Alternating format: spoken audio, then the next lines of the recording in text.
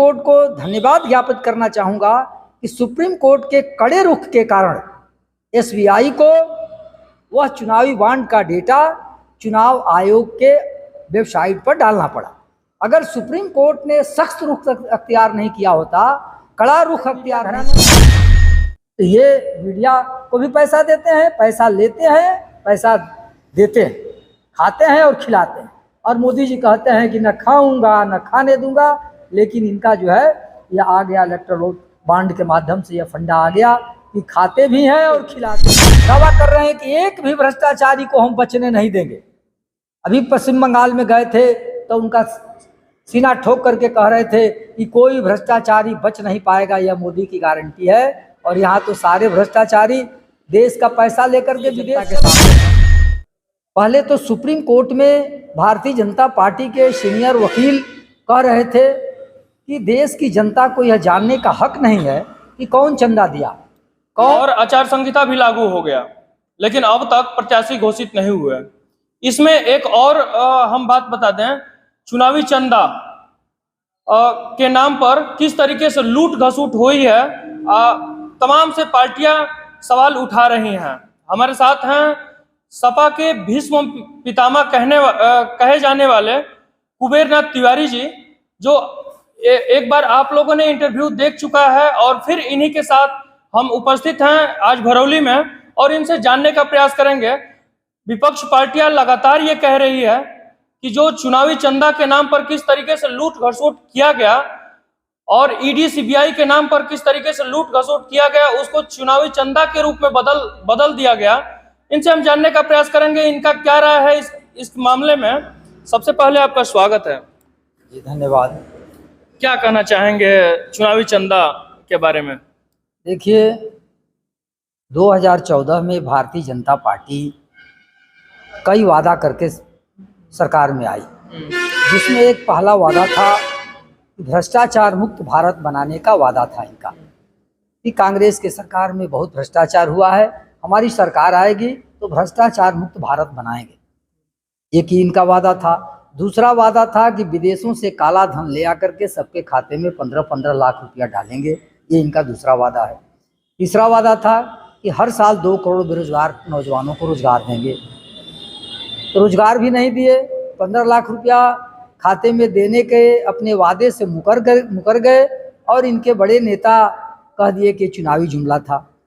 अब ये नया जो आया है देश के जनता के सामने, पहले तो सुप्रीम कोर्ट में भारतीय जनता पार्टी के सीनियर वकील कह रहे थे कि देश की जनता को यह जानने का हक नहीं है कि कौन चंदा दिया, कौन इलेक्टोरल बॉन्ड के माध्यम से पार्टियों को चंदा दिया है, यह जनता को जानने का अधिकार नहीं।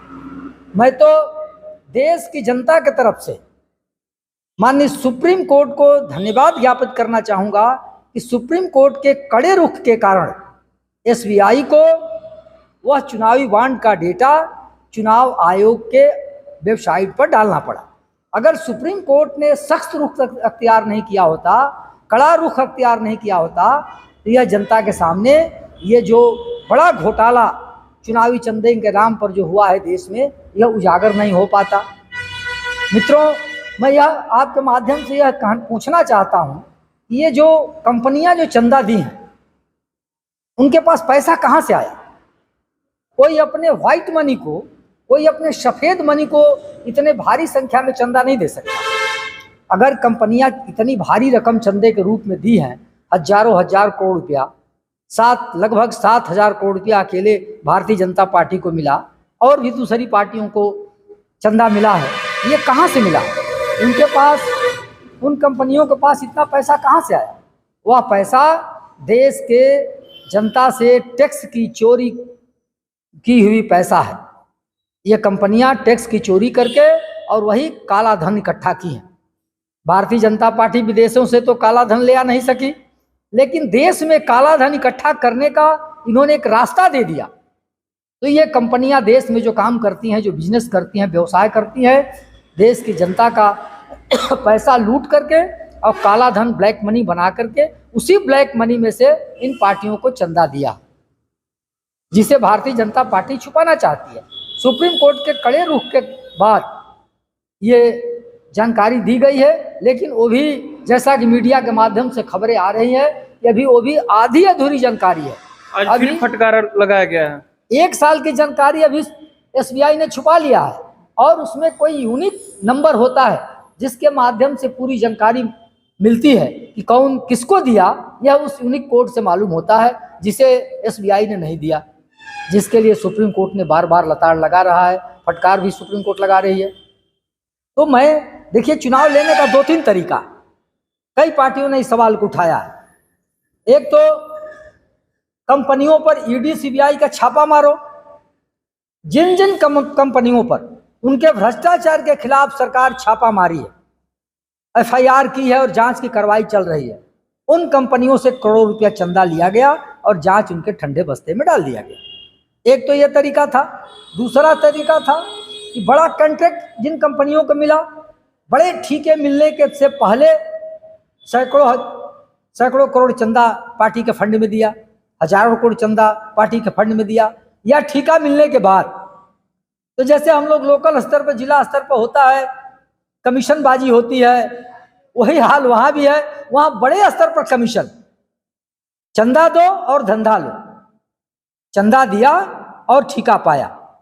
ये जो अडानी और अंबानी को बड़े बड़े कॉन्ट्रैक्ट मिल रहे हैं, पोर्ट भी उन्हीं को, एयरपोर्ट भी उन्हीं को, रेल भी उन्हीं को, तेल भी उन्हीं को, खेल भी उन्हीं को, सारा देश इन पूंजीपतियों के हवाले जो भारतीय जनता पार्टी ने कर दिया, इसके पीछे यही उनके ब्लैक मनी, काला धन उसके बीच में है। काला धन चंदे के रूप में वो कंपनियां उनको देती हैं, यही खेल है।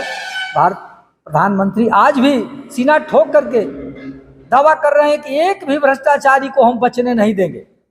अभी पश्चिम बंगाल में गए थे तो उनका सीना ठोक करके कह रहे थे कि कोई भ्रष्टाचारी बच नहीं पाएगा, यह मोदी की गारंटी है। और यहाँ तो सारे भ्रष्टाचारी देश का पैसा लेकर के विदेश चले गए, सारे भ्रष्टाचारी जनता का पैसा लूट करके, ब्लैक मनी बना करके और पार्टियों को चंदा दे दिए। यही तो भ्रष्टाचार है, यही तो काला धन है। मैं तो आपके माध्यम से मांग करना चाहूँगा कि विदेशों से काला धन ले आकर के जनता के खाते में 15-15 लाख तो नहीं दे सके, उस वादे से मुकर गए, जिसे जुमला बता दिए। तो ये देसी काला धन जो सुप्रीम कोर्ट के माध्यम से आज देश के जनता के सामने आया है, उस काला धन पर सिर्फ और सिर्फ जनता का अधिकार है। न 15 लाख सही, न विदेशी सही, देसी ही काला धन 5-5 लाख जनता के खाते में इस ब्लैक मनी को बांट देना चाहिए। आपके मीडिया के माध्यम से हम यह कहना चाहते हैं। अच्छा, तमाम से पार्टियां अपने अपने प्रत्याशी ये फील्ड में उतार चुकी हैं। अभी अब तक आचार संहिता लागू हो गया, अब तक यहाँ पर बलिया जिले में कोई प्रत्याशी अभी नहीं। देखिए, ये तो कई पार्टियों ने इस पर सवाल उठाया है कि यह चुनाव बहुत लंबा कर दिया गया है। आज 18 तारीख है, कल 17 मार्च को चुनाव अनाउंस हुआ, 16 मार्च को चुनाव अनाउंस हुआ। 16 मार्च से लेकर के 4 जून तक करीब करीब पूरे 2.5-3 महीना का ये लंबा अंतराल है चुनाव का। और बलिया गाजीपुर ये भी 4 जून को चुनाव है, लंबा अभी समय है। और पार्टियां इस पर लगातार काम हो रहा है और प्रत्याशियों का चयन जल्दी हो जाएगा। समाजवादी पार्टी के तमाम नेता लगातार इस पर मंथन कर रहे हैं। भारतीय जनता पार्टी का तो मैं नहीं बता सकता हूं, भारतीय जनता पार्टी क्यों नहीं कर रही है। उनका गाजीपुर और बलिया दोनों फंसा हुआ है, किस कारण से, लेकिन समाजवादी पार्टी में हमारे नेतागण मंथन कर रहे हैं। और समाजवादी पार्टी के कार्यकर्ता चुनाव लड़ने के लिए, चुनाव में जाने के लिए पूरी तरह से तैयार हैं। और प्रत्याशी महत्वपूर्ण नहीं है। समाजवादी पार्टी के राष्ट्रीय अध्यक्ष माननीय अखिलेश यादव जी चाहे जिस प्रत्याशी को बलिया भेज देंगे, पूरे जनपद के कार्यकर्ता तन और मन से, पूरे लोकसभा क्षेत्र के कार्यकर्ता तन मन धन से उस प्रत्याशी को जिता करके अखिलेश जी के झोली में डालने का काम करें। कुबेरनाथ तिवारी जी, जो कि राजनीति के भीष्म पितामह कहे जाते हैं, और कहीं ना कहीं एक चीज और है, हम कहना चाहेंगे कि जो चुनावी चंदा की अगर बात की जाए तो 2 पार्टियां अब तक चंदा नहीं ली, जो कि मायावती जी और कम्युनिस्ट पार्टी हैं, जो ये चुनावी चंदा अब तक नहीं लिए। देखिए, जहाँ तक कम्युनिस्ट पार्टी का सवाल है, मैं कम्युनिस्ट पार्टी से निकला हुआ एक कार्यकर्ता हूँ। कम्युनिस्ट पार्टी के नेता जब ये स्कीम लागू की गई, जेटली जी, स्वर्गीय जेटली जी जिंदा थे, इनके वित्त मंत्री हुआ करते थे, जब ये स्कीम 18 में लागू की गई तभी कम्युनिस्ट पार्टी के नेता कह दिए, मना कर दिए कि हम इनके बांड के माध्यम से कोई चंदा नहीं लेंगे। लेकिन बहुजन समाज पार्टी के नेताओं ने तो मना नहीं किया था, उनको कोई दिया ही नहीं। चूंकि ये कंपनियां जिनको व्यवसाय करना है, जिनको 2 नंबर का धंधा करना है, जिनको ब्लैक मनी कमाना है, इकट्ठा करना है, सिरिंज लगा करके जनता की खून को चूसना है, यही कंपनियां उन्हीं को चंदा देती हैं जो सरकार में होते हैं, केंद्र के सरकार में हो या प्रदेश की सरकार में हो या सरकार में आ सकते हैं, उन्हीं को ये चंदा देते हैं। बाकी जिनको इनको लगता है कि ये सरकार में नहीं आएंगे तो उनको पूछेंगे भी नहीं, नोटिस भी नहीं लगे। ये जो वैक्सीन लगाने वाली कंपनी, बड़ा मोदी जी प्रचार किए, भारतीय जनता पार्टी का पूरा अमला लगा था लोगों को जबरदस्ती वैक्सीन लगाने के लिए। वह पता चला कि वो वैक्सीन लगाने वाली कंपनी 500 करोड़ रुपया चंदा दी है। वह जनहित में जनता के जान बचाने के लिए वैक्सीन लगा रही थी, वह उसको चंदा देने की क्या जरूरत थी? कहीं ना कहीं वैक्सीन में भी घोटाला हुआ है, गोलमाल हुआ है, तभी तो 500 करोड़ रुपया चंदा दी है। कहाँ से चंदा 500 करोड़ रुपया दिया उसने? जनता के, सरकार के खजाना को लूटा गया इस वैक्सीन के नाम पर। अभी तो मीडिया के माध्यम से खबर आई है कि भारतीय जनता पार्टी गाय को गौ माता कहती है, गौ रक्षा करने वाली हिमायती पार्टी मानती है कि हम ही असली गौ रक्षा के हिमायती हैं, गौ हमारी माता है, गाय की पूजा करने की बात करती है, राष्ट्रीय पशु घोषित करने की बात करती है, और बीफ सप्लाई करने वाली कंपनियों से भी चंदा ये लोग लिए हैं। शर्म की बात है। धन्य है सुप्रीम कोर्ट ने कड़ा रुख अख्तियार नहीं किया होता तो आज ये जनता के बीच में समाचार नहीं आता। कोई ऐसा भ्रष्टाचार करने वाला, कोई ऐसी कंपनी नहीं है जिससे भारतीय जनता पार्टी ने चंदा न लिया हो। ये चंदा दो और धंधा करो, यही इनका फंडा है, इनका जुमला है। न इनको किसान से मतलब है, न इनको नौजवान से मतलब है, न इनको बेरोजगार से मतलब है। आज किसान कई महीना से धरने पर बैठा हुआ है, कोई नोटिस नहीं लेता है।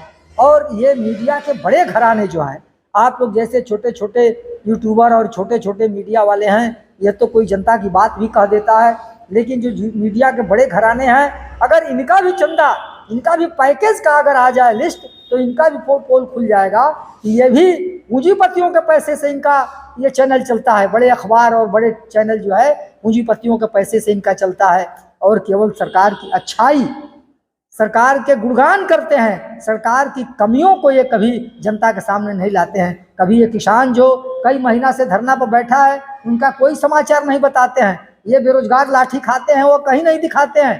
बेरोजगार धरना पर बैठे हैं, कहीं नहीं दिखाते हैं, बल्कि बेरोजगार को तो ये कह देते हैं कि ये लात खाने लायक। तो ये सरकार को आम जनता से कोई मतलब नहीं है। ये हिंदू मुस्लिम और मंदिर मस्जिद के नाम पर ये सरकार बना लेते हैं, और ये जनता के नब्ज को पकड़ लिए हैं, भावनाओं को भड़काते हैं, और उसी का दोहन करके और भ्रष्टाचार में पूरी तरह से नीचे से ऊपर तक। यही सीएजी के रिपोर्ट के आधार पर मनमोहन सिंह की सरकार चली गई। जो सीएजी के अध्यक्ष थे, चेयरमैन थे विनोद राय जी, उनके रिपोर्ट पर यह सरकार चली गई। आज वर्तमान में सीएजी भारत सरकार के 7 बड़े बड़े प्रोजेक्टों में घोटाला की बात सामने ला दिया है, लेकिन कोई मीडिया चर्चा नहीं कर रहा है, मीडिया में कोई बात नहीं आ रही है। इनके भारतमाला प्रोजेक्ट से लेकर के 7 बड़े बड़े प्रोजेक्टों पर भ्रष्टाचार का मामला उजागर कर दिया है कैग ने, लेकिन कोई चर्चा नहीं, इनके भ्रष्टाचार पर कोई चर्चा नहीं। बड़े मीडिया घरानों, तो ये मीडिया को भी पैसा देते हैं, पैसा लेते हैं, पैसा देते हैं, खाते हैं और खिलाते हैं। और मोदी जी कहते हैं कि न खाऊंगा न खाने दूंगा, लेकिन इनका जो है यह आ गया इलेक्टोरल बॉन्ड के माध्यम से, यह फंडा आ गया कि खाते भी हैं और खिलाते भी हैं। चलिए, चुनावी चंदा के बारे में आप लोग क्या सोचते हैं? चुनावी चंदा साफ तौर से कह दिया जाए, जो चुनाव में हेलीकॉप्टर और होर्डिंग बैनर तमाम से दारू शराब सब कुछ चलता है, लेकिन अनलीगल दारू शराब ये नहीं कहता, लेकिन हम ये कह रहे हैं कि चुनावी चंदा कहीं ना कहीं जो तमाम से नेता मंत्री विधायक जो हेलीकॉप्टर से आते हैं, जो मंच लगता है, जो गाना बजाना होता है, चाहे जो भी खर्चा होता है, ये चुनावी चंदा के पैसे से होता है। लेकिन चुनावी चंदा में इस तरीके से लूट घसूट के बारे में आप क्या सोचते हैं? कमेंट में जरूर बताएं। मैं मनीष कुमार भारद्वाज, धन्यवाद।